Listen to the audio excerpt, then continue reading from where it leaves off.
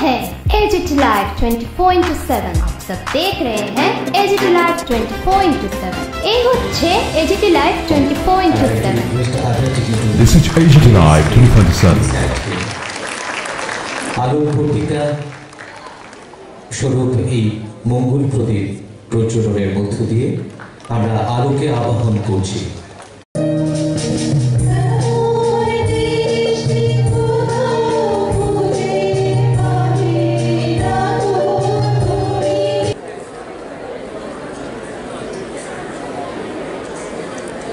বসে বসে দেখছিলাম হিউম্যান রাইটস সম্পর্কে অনেক আমরা ভাবি যে কিছু হিউম্যান রাইটস ভায়োলেশন হচ্ছে তো হিউম্যান রাইটস কমিশনে চলে যাবো বা চলে যাবো, হবে না। গভর্নমেন্টের সাথে একটা রিলেশন, তবেই কিছু একটা সমস্যা, তবেই হিউম্যান রাইটস কমিশনে যেতে পারে। আমি শক্তিবাবুর সাথে কথা বলছিলাম বিষয়ে, ক্লারিফিকেশন আমি চাইছিলাম। তো সত্যি আজকের এই দিনটি খুব গুরুত্বপূর্ণ দিন, এখানে বিস্তারিত আলোচনা করেছেন। এখানে শক্তিবাবু বলেছেন যে প্রাণী জগতের মধ্যে শেষ প্রাণী হচ্ছে হিউম্যান, মানে তাদের হিউম্যানই সৃষ্টি, আর হিউম্যানের রাইটস মানে ভায়োলেট করে। তো এটা আমরা দেখতে পাচ্ছি, এবং আমরা যারা সরকারে আছি আমরাও চেষ্টা করি যে কোনো জায়গায় এটা কিন্তু নর্মাল আমাদের হিউম্যান বিইংয়ের নেচার। যদি আমরা শান্তিতে চিন্তা করি, সুস্থিরভাবে আমরা চিন্তা করি যে কোন জিনিসটা ঠিক কোনটা বেঠিক। যখন আমার কাছে খবর আসে যে কোনো জায়গায় ফর এক্সাম্পল ডাক্তারদের ওখানে কিছু লোক আঘাত করেছে, তাদেরকে আক্রমণ করেছে, খবরটা পেয়ে দেখা গেল আমি পুলিশকে আমার ফোন করতে হয় যে ওনাদেরকে অ্যারেস্ট করো, কী হয়েছে প্রথমে আমি জানি। তো মনে হচ্ছে যে এটা একটা হিউম্যান রাইটস ভায়োলেশন হয়, এটা আমার কাছে এরকম মনে হয়। আমার মনে আছে যখন মণিপুরে ত্রিপুরার প্রায় 250 জনের মতো ছেলে ওখানে পড়াশোনা করছিল, হঠাৎ করে মণিপুরের ঘটনা যখন হলো যে এখান থেকে ওনাদের আনতে হবে, গার্জিয়ানরা আমার কাছে বারবার আসছিল, কিন্তু কি একটা অবস্থা ছিল সেই জায়গায়, সেখানে স্পেশাল ফ্লাইট পাঠিয়ে তাদেরকে নিয়ে আসা, এটা আমার মনে হয় এই যে তাদের রাইটস গার্জিয়ানদের আমার কাছে, যে এটা মনে হচ্ছে হিউম্যানিটির কারণে যে হিউম্যান রাইটস তাদের ব্যবস্থা আমি করেছি। এক রাত্রের মধ্যে রাত্রে 12টার সময় আমি সেখানে প্লেন পাঠিয়েছি, গভর্নমেন্টের পয়সা দিয়ে তাদেরকে আমি ফিরে নিয়েছি। এটা আমার মনে হচ্ছে এটা আমার দরকার। সেখানে আমার হিউম্যানিটি যে পরিচয়, আমার যে কর্তব্য আপনারা যে বললেন, যার যার কর্তব্য যেখানে করা সেটা আমি করেছি। আমি বললাম সেখানেই আমার হিউম্যান রাইটসটা আমি প্রতিষ্ঠিত করি। কিছুদিন আগে একজন গার্জিয়ান আমার কাছে এসেছিল, এসে বলছে যে আমার যে মেয়েকে আজকে 7 দিন ধরে কিডন্যাপ করে নিয়ে গেছে সিপাহীজলা ডিস্ট্রিক্টে। তো কী হলো, বলো আমি তো এফআইআরও করেছি, কিন্তু তারপর বললো আমি অনেকের কাছে যাচ্ছি কিন্তু কিছুই হচ্ছে না। এই জায়গায় আমার হিউম্যানিটির আমার মনে হলো তার রাইটস হনন হচ্ছে। তো সেই জায়গার মধ্যে আমি সাথে সাথে এসপি মহোদয়কে ফোন করলাম। আমি বললাম ওর বাড়ির যা যা আছে ওদেরকে ধরে নিয়ে আসুন। আমি ওনাকে একটু টেকনিক্যাল কিছু মানে আমার অভিজ্ঞতা, পূর্ব অভিজ্ঞতার থেকে বললাম ওনাদেরকে নিয়ে আসুন। পরের দিনই উইদিন 24 আওয়ার্সের মধ্যে মেয়েও ফিরে এসছে। তো এই যে বিষয়গুলো হয় এক এক সময় আমরা শুনলাম সারা পৃথিবীর মধ্যে এখন যেভাবে মানে খুব আমাদের একটা দুর্ভাগ্য যে এটাও আমরা দেখতে হচ্ছে। হিউম্যান যবে থেকে জন্ম নিয়েছে তবে থেকে কিন্তু এটা আমরা দেখে আসছি যে তার যে রাইটস সেই রাইটগুলো হনন হচ্ছে। এখানে আমরা জানি যে এখানে এই দিনটি 1948 রাষ্ট্রসংঘ 1948 সালের 10ই ডিসেম্বর এটাকে ঘোষণা দিয়েছে আন্তর্জাতিক মানবাধিকার দিবস। এবং কিন্তু আনুষ্ঠানিকভাবে মানে ভারতবর্ষে সেটা অনুষ্ঠিত হয়েছে 1950 সালে। এবং রাষ্ট্রসংঘের যতগুলো তাদের সদস্য দেশ আছে তাদেরকে বলা হয়েছে 10ই ডিসেম্বরকে যেন তাদের এই দিনটি আন্তর্জাতিক মানবাধিকার দিবস হিসেবে পালন করে। এবং এখানে বলা হয়েছে যে মেইন যে আজকের যে এই দিনটা মানবাধিকার যে দিবস আমরা পালন করি তার মেইন যে উদ্দেশ্য সেইগুলো হচ্ছে আমার যে সাংবিধানিক যে মৌলিক অধিকার সেইগুলো সম্পর্কে মানুষকে জানানো। অনেকে আমরা জানি না, কিন্তু এখানে বিস্তারিত আলোচনা হয়েছে। সাম্যের অধিকার, শোষণের বিরুদ্ধে অধিকার, ধর্মীয় স্বাধীনতার অধিকার, সংস্কৃতি ও শিক্ষার অধিকার সেটাও আছে, এবং সাংবিধানিক উপায়ে তার প্রতিকারের অধিকার, মানে সেই অধিকার আমাদের এই আইনিতেও সেই রক্ষা কবচ কিন্তু আমাদের মধ্যে আছে। আমাদের ফান্ডামেন্টাল রাইটসের মধ্যে আমাদের সেগুলো অলরেডি বর্ণনা করা হয়েছে।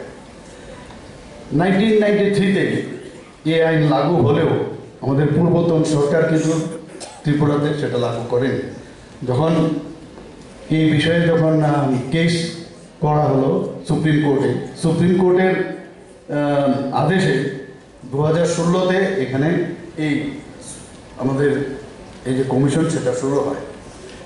এবং আপনারা নিশ্চয়ই দেখেছেন মাননীয় প্রধানমন্ত্রীজি যে ওনার যে দূরদর্শী চিন্তাভাবনা, কিছুদিন আগে 1 জুলাই 2024-এ যে নতুন ফৌজদারি আইন, সেগুলোও কিন্তু আমি বলবো যে হিউম্যান রাইটসকে স্ট্রেংথেন করার জন্য সেই আইনগুলো উনি সংশোধন করে সেটা উনি করেছেন। ভারতীয় ন্যায় সংহিতা আপনারা সবাই জানেন, তাছাড়া ভারতীয় নাগরিক সুরক্ষা সংহিতা 2023। তো এইগুলো এই কারণে করলেন যাতে করে মানুষের যে তার যে রাইটস সেগুলো যাতে আইনের মাধ্যমে, এই যে আইনের যে রক্ষা কবচ তার দ্বারা সুরক্ষিত হয়। আমরা সেটা দেখতে পাচ্ছি। আপনারা এই আমূল যে সংস্কার হয়েছে তাতে করে বিশেষ করে শিশু এবং নারী তাদের বিরুদ্ধে যে সংগঠিত অপরাধ হয় এই আইনের ধারায় কিন্তু সেগুলো সুরক্ষিত হয়। এই যে নতুন 3টি ফৌজদারি আইন আমি যেগুলো বললাম, তার সাথে আমাদের ভারতীয় নাগরিক সুরক্ষা যে সংহিতা 173 ধারা অনুযায়ী যে কোনো নাগরিক কোথাও যে কোনো জায়গা থেকে সে এফআইআর করতে পারবে।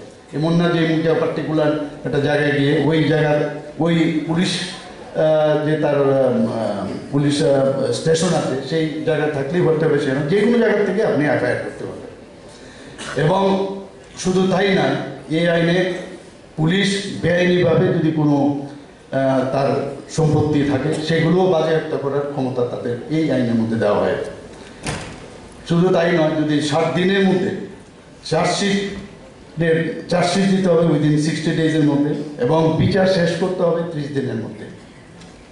আমি এগুলো বললাম যে মাননীয় প্রধানমন্ত্রীজি যে আজকে হিউম্যান রাইটস নিয়ে আমরা কথা বলছি, সেগুলোতে কিভাবে আরও শক্তিশালী করা যায় তার যে কয়েকটা বিষয় আমি আপনাদের সামনে রাখলাম। তাছাড়া যারা অনেক সময় দেখা যায় যে কোর্টে যাওয়ার পর দেখা গেলো সাক্ষী আজকে আছে, কালকের থেকে সাক্ষী দিতে চায় না।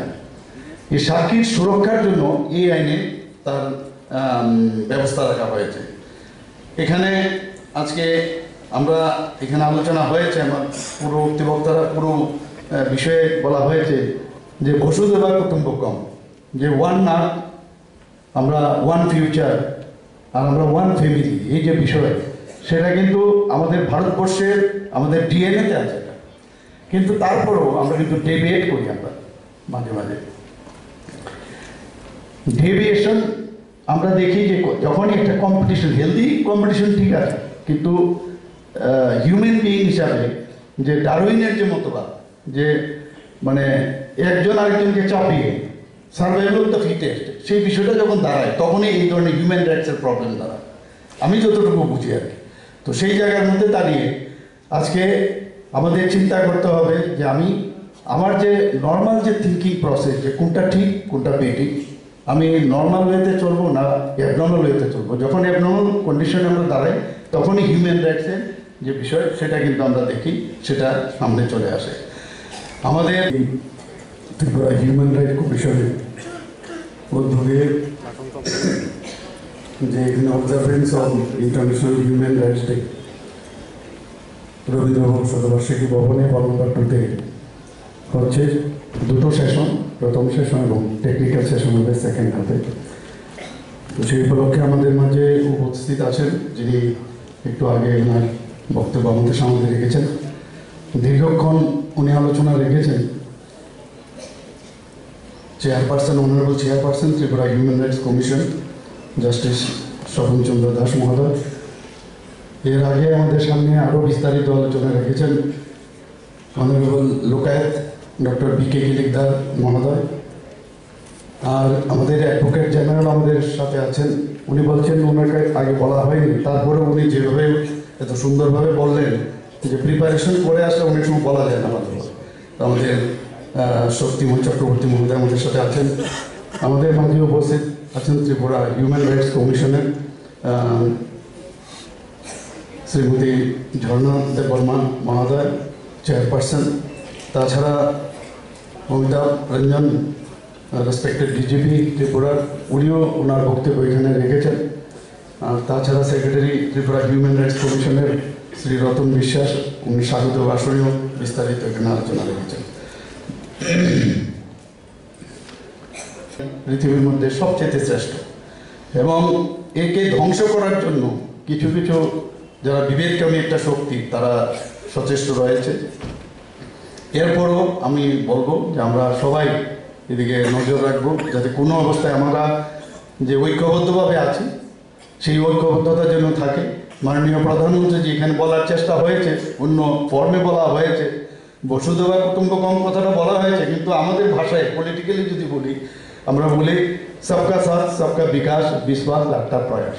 অর্থাৎ সবাইকে নিয়ে আমাদের চলতে হবে, কাউকে হেওয়া করা চলবে না, কারোর রাইটসকে আমি দাবিয়ে দেব না। আমরা সবাই সবার জন্য, তবেই আমরা এই আজকের দিনে, যে দিনে আমরা ইন্টারন্যাশনাল হিউম্যান রাইটস ডে পালন করছি, সেটা মনে হয় ফলপ্রসূ হবে। আমার কাছে প্রচুর ফাইল মাঝে মাঝে আসেন, এখানে আমাদের জাস্টিস সাহেব পাঠান, অনেক ফাইল অনেকে করেন, তো রিকমেন্ডেশন করে পাঠান। তার একটা বিশাল অঙ্ক একটু আগে আমাদের সেক্রেটারি মহোদয় দেখাচ্ছিলেন। এটাতে কিন্তু একটু ভয় থাকে, মানে হিউম্যান রাইটস কমিশনের চেয়ারম্যানও আছেন, আবার আমাদের মহিলা কমিশনের চেয়ারপারসনও আছেন। মানুষের একটা ভয় থাকে মহিলাদের উপর যখন অত্যাচার হয়।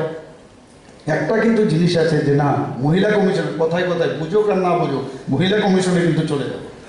তো এই যে বিষয়, এটাও খুব ভালোই যে আমাদের ত্রিপুরাতে আমাদের হিউম্যান রাইটস কমিশন আছে, যে আমার যে রাইটস সেটা যেহেতু কেউ আমাকে দাবানোর চেষ্টা করেছে, তার জন্য হিউম্যান রাইটস কমিশন সেটা থাকা দরকার, কোর্ট আছে। তো এই বিষয়গুলো আমাদের, যাতে আমাদের রাইটসগুলো ঠিকভাবে পালিত হয়, এটা আমাদের জন্য খুবই ভালো। আমি আর বিশেষ কিছু বলছি না, এত কিছু এখানে আমার পূর্বতন বক্তারা বলেছেন যে বিস্তারিত আর কিছু বলার নেই। সবাইকে এখানে উপস্থিত থাকার জন্য, আমাদের শোনার জন্য হার্দিক অভিনন্দন, শুভেচ্ছা এবং জয় হিন্দ।